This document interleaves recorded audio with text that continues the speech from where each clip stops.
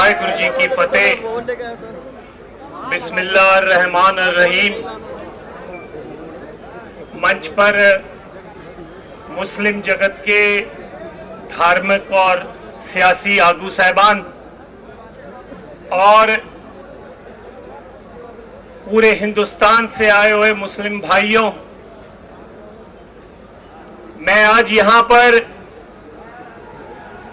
आपको ये जताने आया हूं कि इस लड़ाई में आप अकेले नहीं हैं, हम आपका पूरा पूरा साथ देंगे।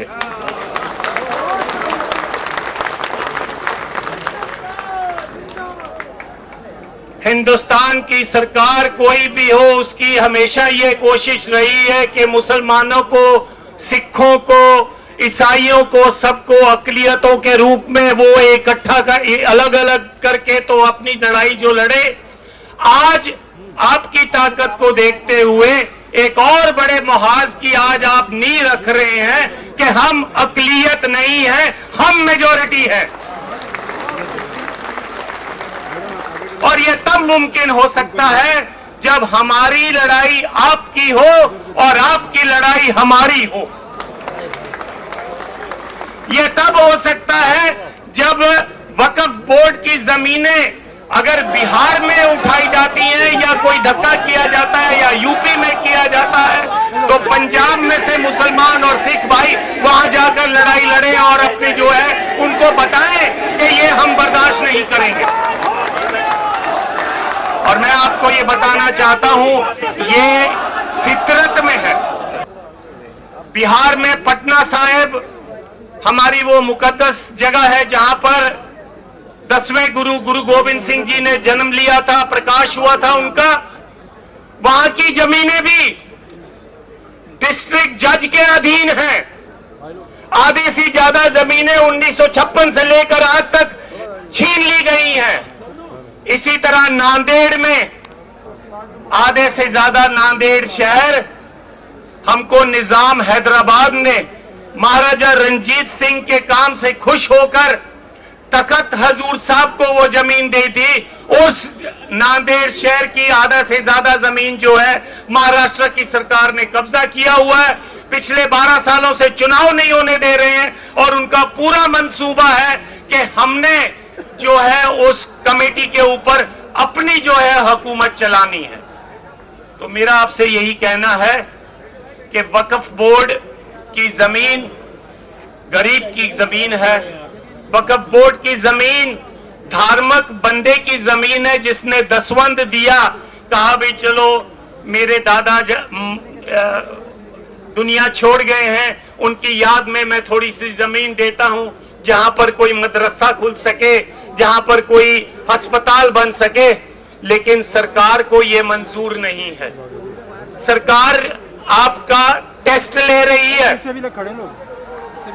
आपको इस टेस्ट में पास होना है और इस लड़ाई को केवल दिल्ली तक सीमित नहीं करना है, पूरे हिंदुस्तान के एक एक सूबे में लेके जाना है और यकीनी बनाना है कि ये जो धक्का है हम बर्दाश्त नहीं करेंगे। मेरी आपसे गुजारिश है, डॉक्टर इलियास साहब से, बाकी सारे जो सज्जन यहां पर बैठे हैं उनसे भी, इसको केवल एक दिन का धरना मत बनाओ। मैंने इनके जो वीडियो टॉक सुनी है, इसमें इन्होंने कहा है कि जैसे किसान भाइयों ने 1 साल तक बॉर्डर पर लड़ाई लड़कर सरकार के घुटने लगा दिए थे। सरकार मान गई कि हमको बिल वापस लेना पड़ेगा। तो अगर वक्फ बोर्ड की जमीनों को बचाना है तो आप भी इस लंबी लड़ाई के लिए तैयार रहें और हम आपका पूरा पूरा साथ देंगे। और उसके लिए अगर हमें जंतर मंतर पर भी 1 साल बैठना क्यों ना पड़ जाए, हम आपका पूरा साथ देंगे। और यदि हमें यह ऐसा लगे कि हमको यूपी और दिल्ली का बॉर्डर सील करना है तो हम उसके लिए भी तैयार रहेंगे। ये रीजनल लड़ाई नहीं है, ये धार्मिक लड़ाई है और धार्मिक लड़ाई धार्मिक जज्बे से ही लड़ी जा सकती है। तो आओ, हम आपका पूरा साथ देंगे। आप यकीनी बनाओ कि आप साथ लें अगला मोर्चा। अगर जरूरत पड़े तो मलेरकोटले में लगाओ, लुधियाना में लगाओ, और सारे हिंदुस्तान से जो मुसलमान भाई है वहां पर आए, और हम सिख भाई जो है वो भी रल मिलकर आपका पूरा वहां साथ देंगे और सरकार को एक मैसेज देंगे, मुसलमान की लड़ाई हमारी लड़ाई है और हमारी लड़ाई आपकी लड़ाई है। तुमने दलितों की जमीनें ली, हम चुप रहे, लेकिन हम चुप नहीं रहे, फिर भी दबी जबान में अपनी आवाज उठाते रहे। तुमने ट्राइबल्स की भी जमीनें छीन ली हैं, तुमने बंबई के आसपास, बंबई से लेकर पुणे तक जितनी भी जमीनें हैं ट्राइबल्स की वो भी छीन ली हैं। लेकिन अब वक्त आ गया है, इनफ इज इनफ, अब बर्दाश्त नहीं होता। अब हम सब रल मिलकर हम ये यकीनी बनाएंगे कि अपनी जमीनें बचाएंगे। एक बार फिर पूरे जोश के साथ, जैसे सब आप इकट्ठे हो, बोलिए आप मेरे साथ, वक्फ बिल वापस लो, वक्फ बिल वापस लो,